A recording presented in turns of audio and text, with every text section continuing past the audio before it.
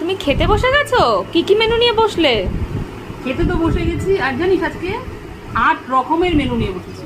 মেনুগুলো কি তাড়াতাড়ি বলো। তা কি বলবো? আচ্ছা, এখান থেকে শুরু করি। চাকা চাকা করে উচ্ছে ভাজা, একটা লম্বা করে বেগুন ভাজা নিয়েছি শসা আর পেঁয়াজ, আর ডালের সাথে খাওয়ার জন্য নিয়েছি আলুর চোখা আর একটা কাঁচা লঙ্কা। এবার এই দিক থেকে শুরু করছি। এটা করেছি চিচিঙ্গা ভাজা ভাজা করেছি, আর করেছি মাছের মাথা দিয়ে মুগের ডাল।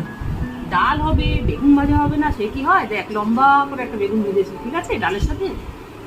আর করেছি হাঁসের ডিমের কষা, আর সব শেষে করেছি বেলে মাছের তেল ঝাল। এবার বল কোনটা দিয়ে শুরু করবো বলতো?